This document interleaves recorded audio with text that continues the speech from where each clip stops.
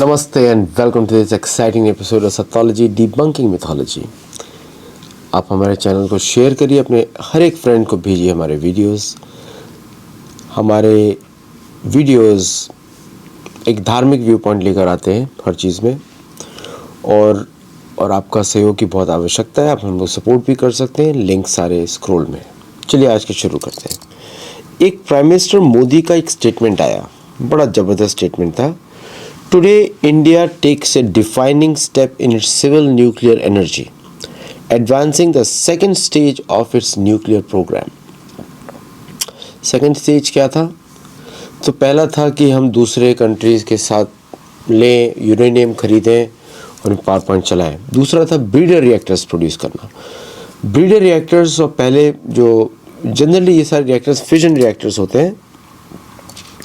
Actually fusion is more cheaper than fission, लेकिन criticality उसका achieve नहीं हो पाया for some reasons. Can be many factors, technology का भी एडवांसमेंट, कंटेनमेंट कैसे करना है फ्यूजन को, वो नहीं कर पाए। और इसके बारे में हमारे शास्त्रों में बहुत लिखा हुआ है, जैसे कि अणु और परमाणु। जब दो अणु, मतलब ऐसा मतलब जितना समय लगता है दो अणु को मर्ज करने में, it is the lowest denomination of time. Okay, तो उसमें एनर्जी प्रोड्यूस होती है, उसको फ्यूजन बोलते हैं। जो हमारा पुरातन विज्ञान है वो फ्यूजन पे आधारित है। जितने भी आप बड़े बड़े जो शस्त्र देखते हैं, रामायण महाभारत, फ्यूजन शस्त्र है सारे, फिजन नहीं है। जो फिजन करना क्या होता है, एक पार्टिकल से अगर हम न्यूक्लियर बोलते हैं ना, तोड़ना, उसको एटम को तोड़ना, उसको फिजन बोलते हैं इंग्लिश में। और फ्यूजन मतलब मर्ज करना, जोड़ देना। तो जो हमारे जो पुरातन विज्ञान है फ्यूजन पे आधारित है, उसको करना आसान होता है, लेकिन उसको कंटेन करना मुश्किल होता है आज के समय में। तो इसलिए उसको लोग ज़्यादा फॉलो नहीं करते हैं। आप हाइड्रोजन बॉम्ब की जब बात करते हैं, वो फ्यूजन रिएक्शन है। फिजन रिएक्शन क्या होता है कि आप उसे किसी पार्टिकल से उसको तोड़ते हैं एटम को, और वो स्प्लिट होता है, and then the energy is produced। Bhabha atomic Bhabha के बारे में आपको मालूम है, अमेरिकियों ने वेस्टर्न कंट्रीज ने मारा था। ये कॉन्स्पिरेसी थ्योरीज नहीं है, मैं नई बुक्स के आधार पे बात करता हूँ, जो नया रिसर्च आता है उस पर बात करते हैं हम लोग। तो ऐसा नहीं है कि हम लोग कोई कॉलोनियल एरा प्रोपेगेंडा मशीन को नहीं फॉलो करने वाले। We will follow the most current information, है ना, जो भी है, चाहे वो लोगों को कंट्रोवर्सी लगे, because we are not a government channel. हम लोग सत्य पे आधारित बात करते हैं, सत्योलॉजी चैनल है, और कोशिश करते हैं जितना जल्दी है हम ठीक बोले, but so far we have not been wrong so far. तो होगा, मिस्टेक्स होती है, मनुष्यों से तो मिस्टेक्स होंगी, बाकी से होंगी। तो मिस्टेक्स में तो हमको कभी ब्लेम नहीं करना चाहिए अपने आप को, क्योंकि वही हमारा स्वभाव है। चलिए, तो प्राइम मिनिस्टर मोदी बोलते हैं कि indigenously designed and build prototype fast breeder reactor Kalpakkam, very important. Fast breeder reactor भूमि एटॉमिक भाभा जी का प्लान था वो। और इसमें क्या होता है, थोरियम बेस्ड है। फर्स्ट फेज़ था कि हम थोरियम को सेकेंड फेज़ में हम यूज़ करें और उससे यूरेनियम प्रोड्यूस करें। और उनका स्टेटमेंट था, the advance reactor capable of producing more fuel than it consume, इसको ब्रीडर रिएक्टर्स। इसके बहुत सारे एप्लीकेशंस हो सकते हैं। मैं तो चाहता हूँ कि Indian entrepreneurs hydrogen fuel cell पे काम करें और रिप्लेस कर दें लिथियम आयन को हाइड्रोजन फ्यूल सेल से। तो जैसे हम लोग LNG CNG कार्स यूज़ करते हैं, हम हाइड्रोजन फ्यूल यूज़ करें। और किस तरह हम लोग इलेक्ट्रिसिटी के through steam based cooking systems produce करें, स्टीम बेस्ड, जिससे कि घर में जो चूल्हा जलाने की टेक्निक है, तो वो सब हम लोग को सॉल्व कर सकते। बहुत सारे क्रिएटिविटी हम ढूंढ सकते हैं इसके ऊपर। Instead of gas based thing, तो इम्पोर्ट्स को बिल्कुल पूरा ज़ीरो कर सकते हैं अगर हम चाहें तो। लेकिन all these things require investment and plans, और वो सब ज़रूरत होती है उसकी। तो indigenously developed and design prototype fast breeder reactor Kalpakkam, the advance reactor producing more fuel. और ये बहुत ही it's a very big thing. Now 72 साल पहले होमी भाभा ने इसका प्लान किया था। 22 साल लगे इसको बनाने के लिए। 7,500 करोड़ रुपए भारत ने खर्च किए और 500 मेगावाट का पावर ये जनरेट करता है। और एक बात बताएं, अमेरिका, चीन ने भी इसको काफ़ी अच्छा काम किया है, चीन has also done it, but इसमें जो लीडरशिप है वो रशिया की है। और सेकेंड रैंक आती है भारत की। भारत में 25% थोरियम रिजल्ट्स हैं और 400 साल तक ये पावर कर सकते हैं। और जिस स्टेट्स में है वहाँ पे कैथोलिक चर्च की ड्रामा चल रहा है, उड़ीसा, तमिलनाडु, केरल, आंध्र प्रदेश और कुछ एरियाज़ ऑफ नॉर्थ ईस्ट और कुछ एरियाज़ ऑफ जम्मू। ओके, सब जगह Catholic church, Protestant church, America, मतलब क्यों नहीं भारत ऐसा करता कि भाई once and for all America को बोल दे, आप ईरान में तो हार गए, हमसे लड़ने का सोच दो, छोड़ दो और भारत में गड़बड़ी हटाना बंद कर दो। वो तब तक पॉसिबल नहीं होगा, नहीं तो जब तक कि भारत के ऑफिशियल्स अमेरिका को पाकिस्तान के जैसा ट्रीट ना करें। जैसे पाकिस्तान घर में घुस के मारेंगे, अमेरिका को भी ऐसा जवाब मिलना चाहिए, तब अमेरिका चुप हो जाएगा। सी अमेरिकन्स, दे एंग्लो सैक्सन्स का एफिनिटी होता है इंडियंस के लिए। एंग्लो सैक्सन्स की को लगता है कि भारत के लोग स्मार्ट होते हैं, ये जनरल है, ये हर जगह ब्रिटिश इंडियंस को लेकर गए, क्योंकि वो एंग्लो सैक्सन्स कैथोलिक्स को या मैक्सिकन्स को ट्रस्ट नहीं करते कभी भी। अमेरिका में उनकी सेकेंड हैंड पोजीशन नहीं रहती है। 200+ Indian companies built it, 0 foreign designs. और यूएसए, जर्मनी और यूके ने क्विट भी कर दिया। तो होमी भाभा ने का प्लान था कि 10-15 साल में nuclear energy will be cheaper than any other source. Okay, और 3 स्टेज का उनका प्लान था, बिकॉज भारत के पास यूरेनियम नहीं था, बट भारत के पास लार्जेस्ट थोरियम रिजर्व थे, लेकिन उनको डायरेक्टली यूज़ नहीं कर सकते फ्यूल के लिए। तो उन्होंने 3 स्टेज रिले रेस करी, where each stage produces fuel for the others. So stage 1 है, इम्पोर्टेड यूरेनियम को नॉर्मल रिएक्टर्स में लो, create plutonium as a by product, फिर प्लूटोनियम को फास्ट ब्रीडर रिएक्टर में डालो और convert U-238 into U-233, uranium 233 उसका एक केमिकल नाम होता है, रन रिएक्टर्स ऑन थोरियम। तो इंडिया ने स्टेज 1 तो कंप्लीट कर दिया, प्लूटोनियम प्रोड्यूस कर लिया, तो अब स्टेज 2 जस्ट वेंट लाइव। अब फ्यूल की कमी नहीं होने वाली। तो द रिएक्टर मीन्स क्रिटिकलिटी, मतलब कि वो अब फ्यूल प्रोड्यूस कर रहा है, वो सेल्फ सस्टेन न्यूक्लियर रिएक्शन होता है, तो वो अपना रिएक्ट करता रहेगा होगा। अब इसका पॉलिटिकल इम्पैक्ट क्या होता है?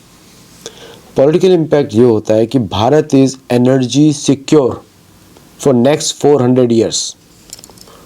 दिस अगर है, ये जो है भारतीय सरकार का बिगेस्ट अचीवमेंट है। बहुत सारी सरकारों ने काम किया। कांग्रेस सरकार में थोरियम को बेचा जाता था बाय कांग्रेस पार्टी, उन्होंने हमेशा देश के विरोधी काम करते हैं।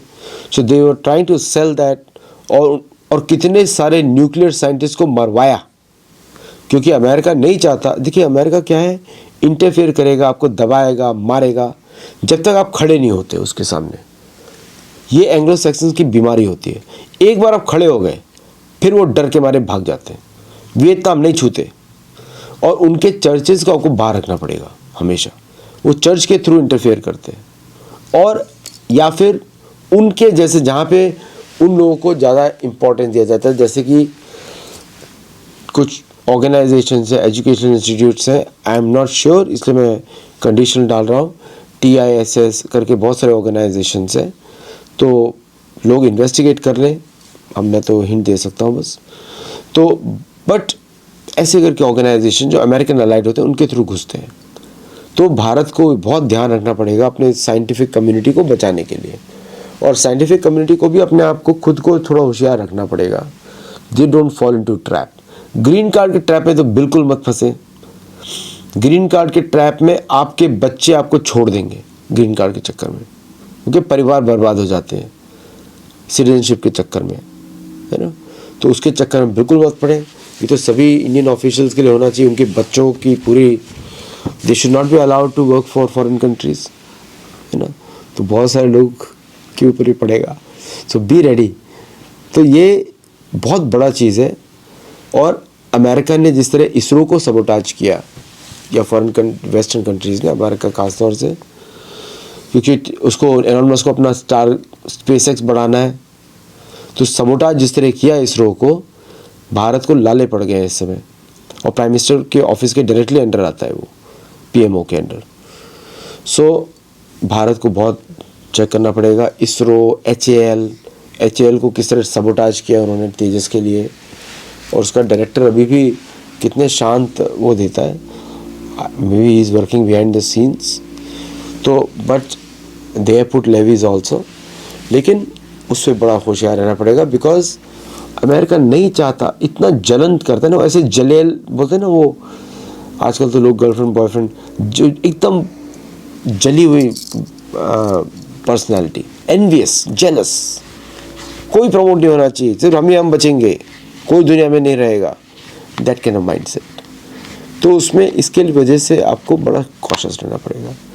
Nobody is safe when India is growing, है ना। तो इंडिया का इंटरनल सिक्योरिटी ऐसा टाइट होना चाहिए, और बिल्कुल भी इम्प्रेस मत होइए गोरी चमड़ी देख के, बिल्कुल भी नहीं करिए।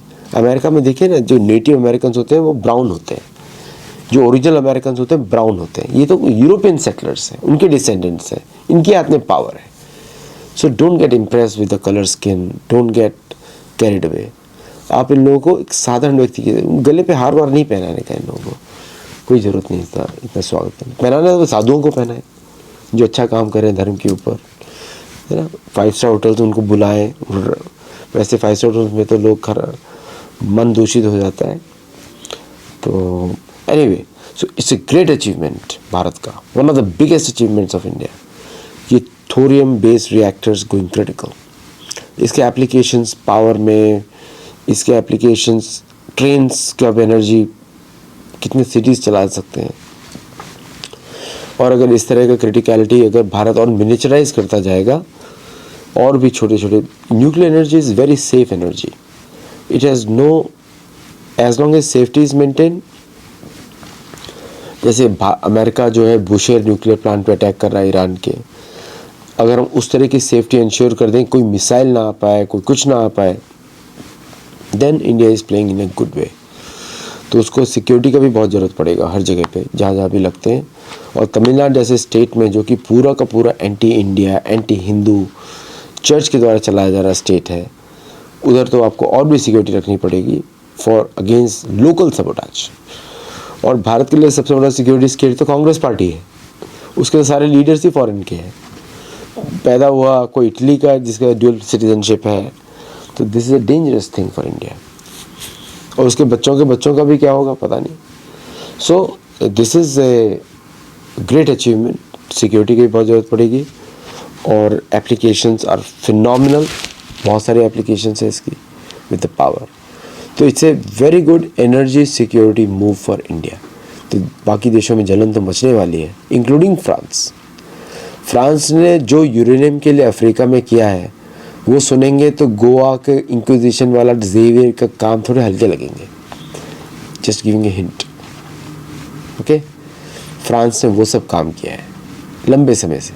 फ्रांस को कुछ दोस्त मत समझिए, France is one of the, वो पोर्चुगीज़ जैसा ही है, जाता ही नहीं, वो प्लेग है एक तरीके का। तो इसलिए फॉर कॉलोनीज बात कर, you know, French colony Bharat में थी, पुडुचेरी, तो फ्रांस भी नहीं बना पाया, यूके यूएसए भी नहीं बना पाया, तो जलेंगे तो है, चुराएंगे इसको भारत से। साइंटिस्ट के बच्चों को ग्रीन कार्ड दिलवाएंगे, बुलाएंगे, शेयर करो, लेक्चर्स देने के लिए बुलाएंगे। तो भारतीय सरकार को बोलना चाहिए नहीं, ऑल द अमेरिकन की professionals personal can not go to other countries to give lectures. समझे आप? अमेरिकन कांग्रेसमैन, सेनेटर्स का कोई परिवार का आदमी भी अगर कहीं पे शादी कर ले, उस पर हटा दिया जाता है, उस पर इंक्वायरी बैठ जाती है, किसी कमेटी पे नहीं बैठता। ओके, सो तो भारत को भी सुरक्षा रखनी चाहिए। हम तो बड़ा प्राउड फील करते हैं कोई हमारा बच्चा इधर पढ़ रहा है, उधर पढ़ रहा है। तो if you are in the serving in the government, तो ये सब काम नहीं करना चाहिए। इसके लिए ऑफिशियल सीक्रेट्स एक्ट है, बहुत सारे एक्ट्स होते हैं, उस पर जरूर काम होना चाहिए। थैंक यू वेरी मच, नमस्ते, and I will see you in the next show. Thank you.